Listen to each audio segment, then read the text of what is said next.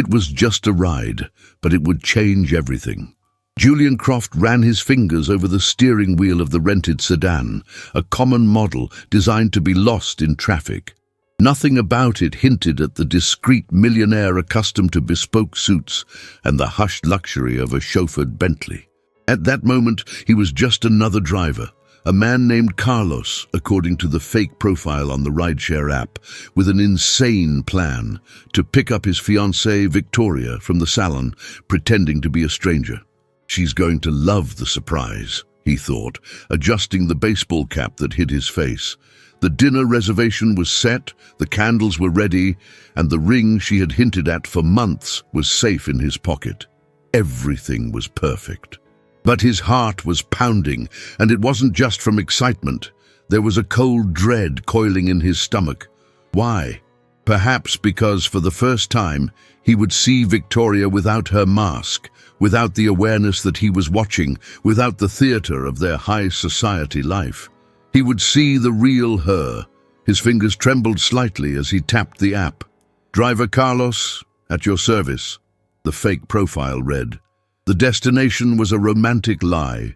The risk was discovering a truth that no amount of money could erase. His phone vibrated. Ride accepted. Passenger, Victoria. 2 minutes away. Julian forced a nervous smile. This was either the beginning of the most important night of their lives or the end of everything. The engine hummed quietly as Julian watched his own reflection in the rearview mirror. It was the same face, but today it was disguised by a different life. What if she suspects? The doubt throbbed in his chest. Victoria had always been able to read his silences, but did she really know him? At social events she shone. Calculated smiles, perfect touches for the cameras, a performance of effortless grace. But in the privacy of their penthouse apartment, there was a vacuum. "You seem distant," he had said to her just last week. "Just tired," she had replied, turning her face away. His fingers drummed against the steering wheel. This surprise was more than a romantic gesture. It was a trap for the truth. Would she smile when she got into a stranger's car, or would she wear that same weary expression that only he ever saw? The phone pinged. "Passenger is on their way." Julian swallowed hard. In seconds, he would know if he was building a future or digging a grave for his own heart. The car door swung open abruptly. Victoria slid into the back seat like a fragrant, impeccably dressed hurricane, not even glancing at the driver. "No, darling, I'll handle it today," she was saying into her phone, her voice sharp and businesslike. Julian clenched his hands on the wheel, a flicker of disappointment running through him. He had imagined a different start to his grand surprise. "Good evening. Where are we headed?" he asked, his voice a low, practiced monotone. She typed something into her phone before answering. Her tone clipped. 120 Acacia Avenue. "And I'm on speakerphone," she added, a clear dismissal. It was the same tone she used with waiters and valets. Julian felt the first real shock. Where was the sweet, gentle Victoria he thought he knew? The car radio whispered a romantic ballad, a cruel irony. He swallowed hard and pulled into traffic. Each word she spoke now felt like a thread about to snap. The car moved through the glittering city streets, but for Julian, the world had just started to crumble. Victoria laughed into the phone, a crystalline sound he had once found enchanting. "Oh, stop it," she said, her voice dripping with disdain. "I just have to put up with the idiot Julian for a few more months. As soon as his inheritance is secured, I'm out." Julian's hands tingled on the steering wheel. The traffic light ahead blurred. "No, this isn't happening." "He's so needy," Victoria continued, and he could hear the eye roll in her voice. "It's disgusting, but at least the beach house in Malibu is already in my name." A pause. "Oh, and Ricardo. Now he's a real man." Her tone shifted, becoming low and intimate. "We've been together since last month. Just imagine when I can finally move him into the penthouse the fool paid for." The air conditioning was blasting, but Julian was drenched in sweat. Every word was a knife. He should scream, "Stop the car, expose her right there." But his body betrayed him. He was frozen, mute, watching a slow-motion car crash of his own life. In the rearview mirror, he saw Victoria touch up her lipstick, a satisfied smirk on her face as she destroyed his world without a clue. The GPS announced, "You have arrived at your destination." Victoria ended her call and shoved her phone into her designer handbag. "You can drop me off right here," she commanded, still not looking at him. She had no idea that the driver's knuckles were white from gripping the steering wheel, or that the engagement ring in his pocket now felt as heavy as an anchor. When the door closed, Julian waited. Maybe she would realize she had forgotten something. Maybe she would turn back. But all he heard was the distant click-clack of her heels on the pavement, carrying away everything he had believed to be love. The engine of the rented sedan was still humming when Julian finally turned off his phone. The dinner with candles, the engagement ring, the carefully laid plans, all deleted with a single touch. He drove aimlessly, the city lights blurring into a meaningless smear of color. Victoria's messages began to pop up on the dark screen. "Where are you? This silence is ridiculous.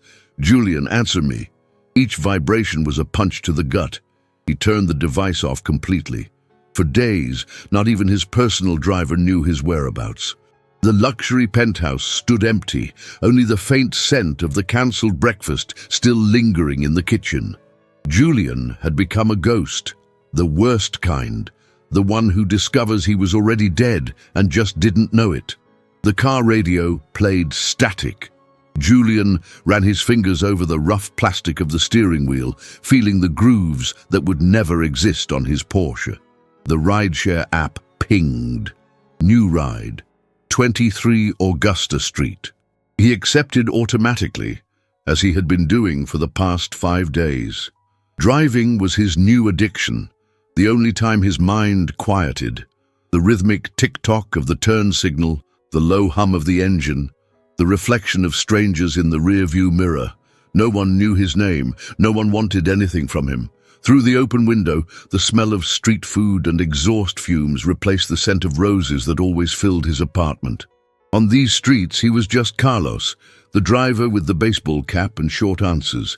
His passengers complained about traffic, talked about their mundane problems, and thanked him without enthusiasm.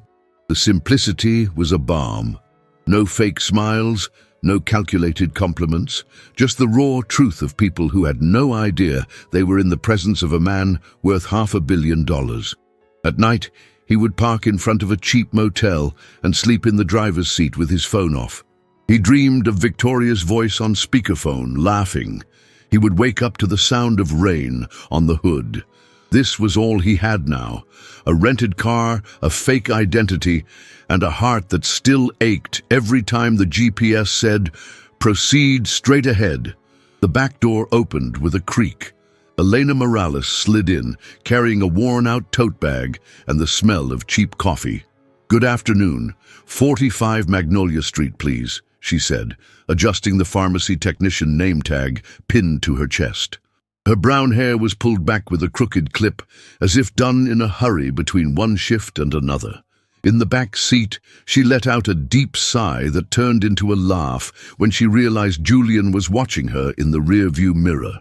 "Sorry," she said, her voice warm and natural as if talking to an old friend. "It's just that my grandmother, Maria, gave me a run for my money today. Alzheimer's is like that. At 3 in the morning, she woke me up thinking I was her sister from the 1950s. I had to have coffee and saltine crackers with her, pretending it was 1957. Her eyes were tired, but they held a light that Julian hadn't seen in a long time. The car moved slowly through the traffic as she talked about working at the pharmacy during the day, at a bar at night, and as a caregiver on the weekends. "But it's okay, you know. At least Grandma still remembers my name sometimes." When she smiled, Julian felt a strange pang in his chest that wasn't pain. It was like seeing someone dancing in the rain, unaware they were being watched. For the first time since that night, he slowed down, and it wasn't because of the traffic. Julian started doing something that would have been unthinkable weeks ago. He would wake up anxious, checking the app at 6:15 a.m., the time Elena left for her first shift. When her name popped up, His heart would race like a teenager's. "What a coincidence, it's you again," she laughed for the third time, getting into the car with a warm cheese Danish that she immediately split with him without a second thought.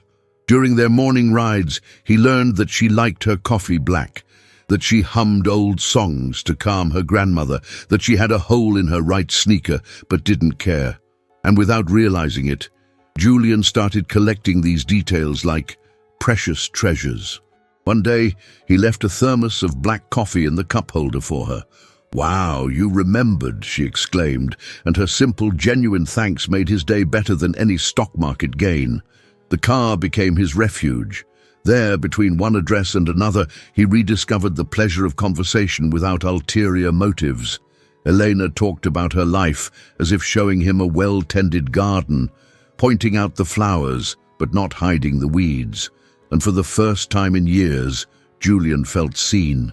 Not for his money, not for his status, but just for being Carlos, the man who listened intently while driving slowly, just to make those moments last a little longer.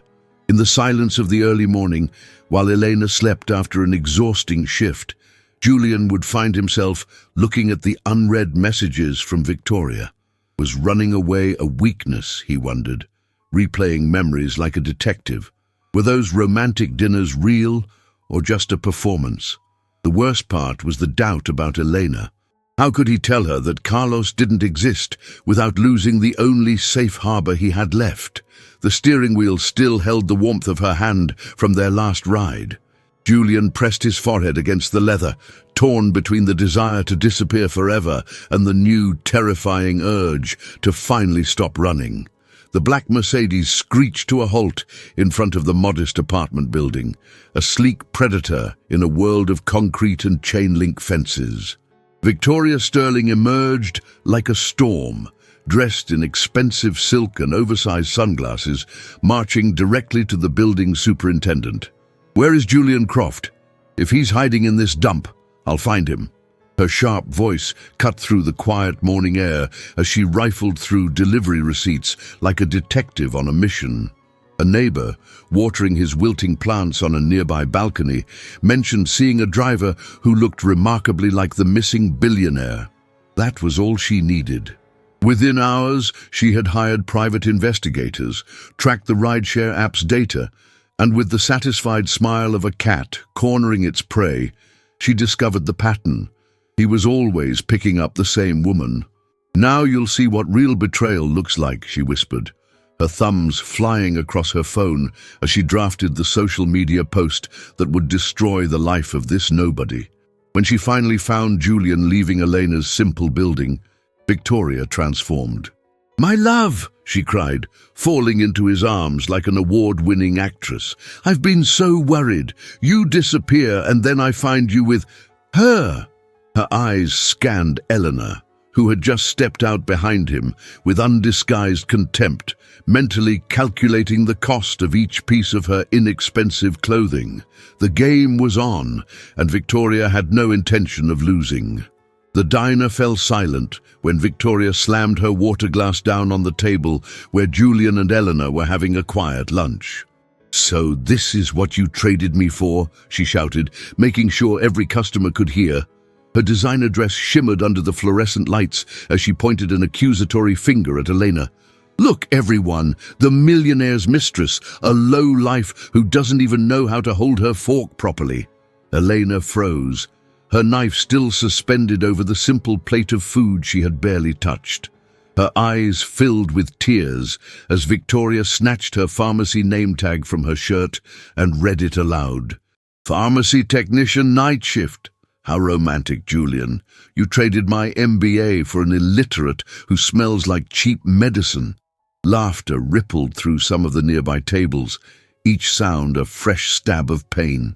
Julian stood up to intervene, but Victoria was faster. Grabbing Elena's worn tote bag, she turned it upside down, spilling its contents onto the floor. Loose change, a broken lipstick, and a faded photograph of her grandmother. "Look at this. This is what my fiancé prefers. A beggar who can't even afford a proper purse." Elena scrambled to pick up the photo, but Victoria stepped on it with her 15-centimeter heel. Go ahead, dear. It's probably the only inheritance you'll ever get.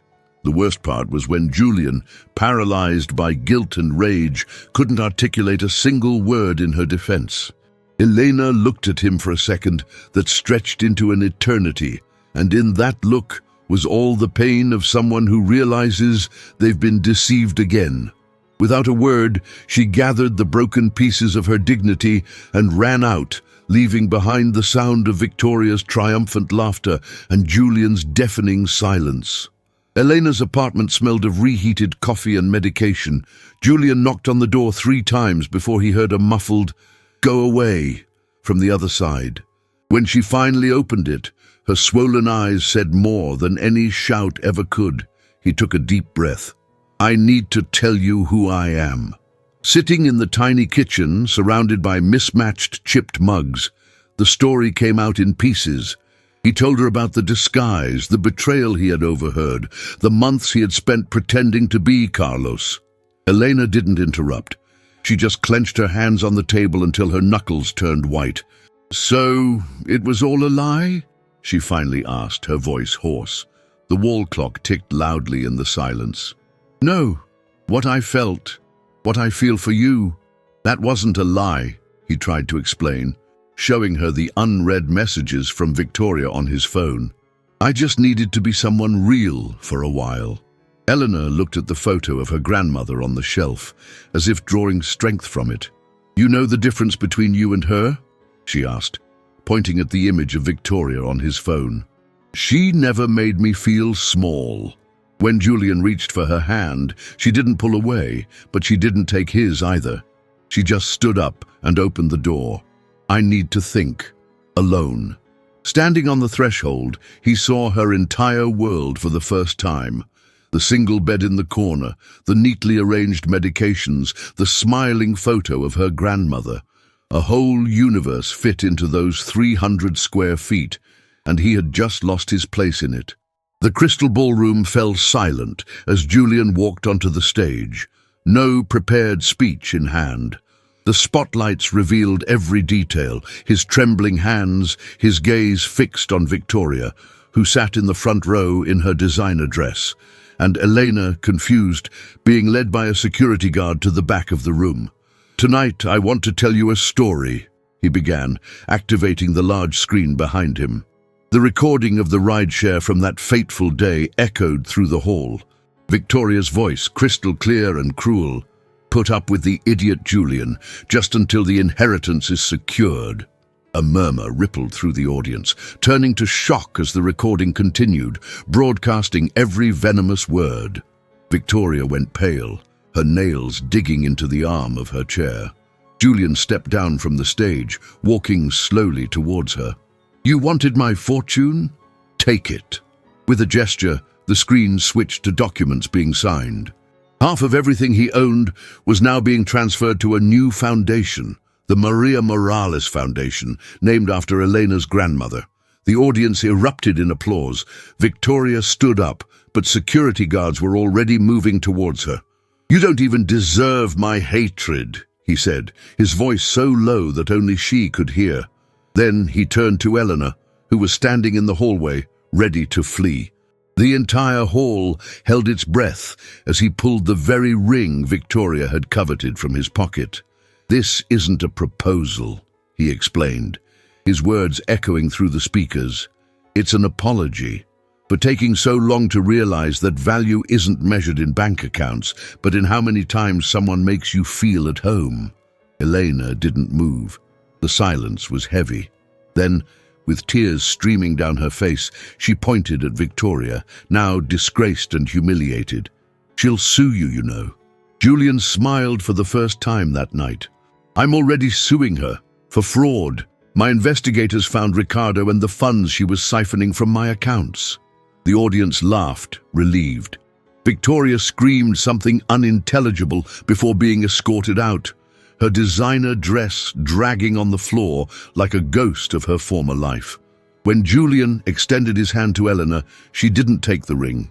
Instead, she surprised everyone, including him, by hugging him tightly, whispering in his ear, "I don't deserve this yet, but maybe one day." And in that maybe, he found something better than any treasure, the chance to start over. The ring remained in the drawer of a nightstand in the simple apartment Julian rented in the city centre. Eleanor would visit on weekends, always bringing a homemade cake or a book for him to read to her grandmother. They were learning to know each other for real, without lies or disguises. "I want to, but not now," she confessed one night, looking at his hands instead of the diamond she had refused. "I need to be sure you want me, not just the idea of saving me." Julian nodded, surprising her by taking the ring and placing it on his own pinky finger. "I'll wear it here," he said, "until you tell me it's time to change its place." Slowly, they discovered a different kind of intimacy. He helped her care for Maria on difficult nights. She taught him how to cook rice without burning the pot. The money hadn't disappeared, but it had lost its urgency. What mattered now were the small victories.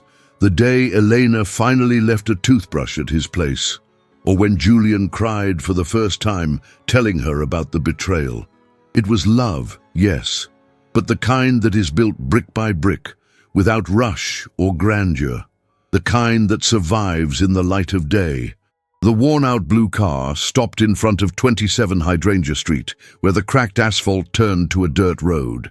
Julian adjusted the rearview mirror, not to see his own face, but to glance at the bouquet of wild daisies on the back seat. Outside, Elena was waiting in a faded yellow dress and the same sneakers with the hole in the right toe. "Ready for our next ride?" he asked, opening the door with the hand that still wore the ring on its pinky. The afternoon sun lit up the beaded bracelet she had made during her grandmother's last art therapy session. Eleanor got in, tossing him the small aluminum foil ball they always used for their game of guessing alternative routes. "No speakerphone this time," she joked, winking. The radio was playing the same cheesy song from their first ride, but now they were both singing along, off-key. As the car disappeared around the bend, a forgotten photo in the glove compartment told the silent story. Julian, Elena, and Grandma Maria eating cake on the porch of the nursing home. No perfect poses, no forced smiles. Just three people who had discovered a new kind of wealth, the kind that doesn't fit on bank statements, but in stolen snapshots of everyday life. The GPS was no longer necessary. They already knew the way.